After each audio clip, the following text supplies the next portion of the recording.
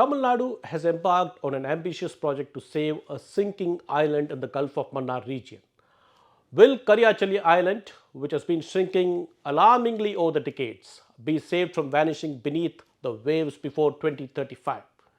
What is this project all about and why should it matter to all of us?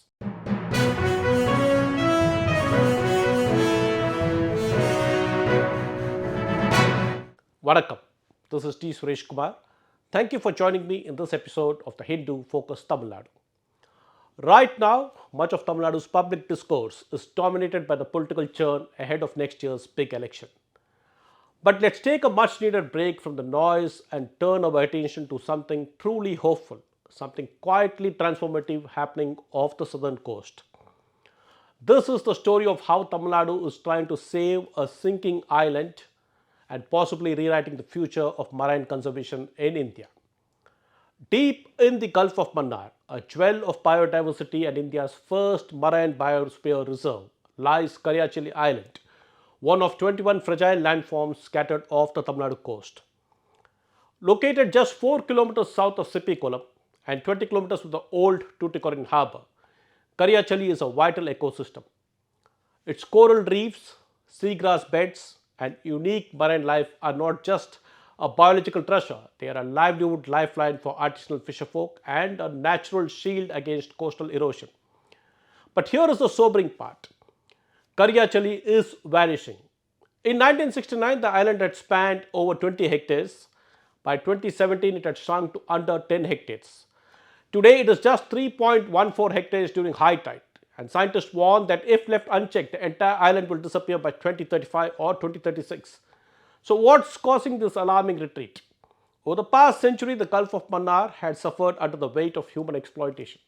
Corals were mined relentlessly for cement, lime, construction, even aquarium decorations. Seaweed and shell collection, harmful fishing practices, and the mounting effects of climate change, including coral bleaching, have degraded the very ecosystems that kept Kariyachalli alive. The coral reefs, which acted as a first line of defense, are now severely damaged. Without them, the island is defenseless against rising sea levels and wave erosion.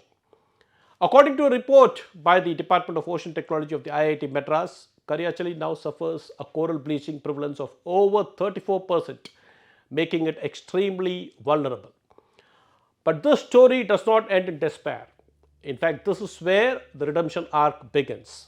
Enter Tamil Nadu's ambitious island restoration project, part of the larger Tamil Nadu Coastal Restoration Mission and the TN Shore Initiative, that is the Tamil Nadu Sustainability Harnessing Ocean Resources Initiative.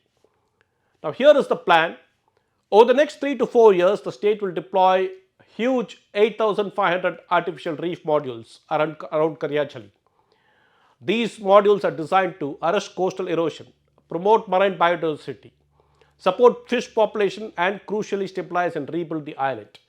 Each reef module acts as a shelter for marine life, encourages coral and algae growth, and buffers wave energy. They will be laid out in a specific alignment tailored to the island's topography and wave conditions thanks to wave modeling by the IIT Madras. And it is not just coral.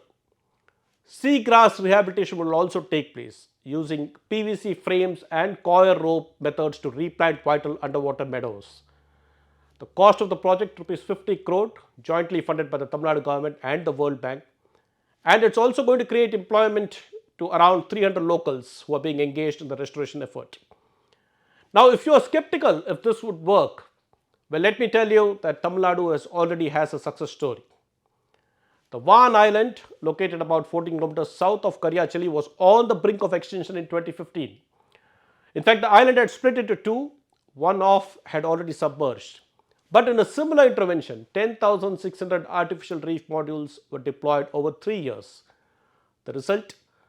A survey in 2022 found that water depth between the island and the reef dropped from 2.5 meters to just 0.5 meters, indicating sand accretion, which protects against erosion. What's even better is that fish populations have bounced back. The artificial reefs are now vibrant breeding grounds, proving that these structures don't just halt destruction, they spark recovery. Saving Kariyachalli isn't just about preserving a patch of land.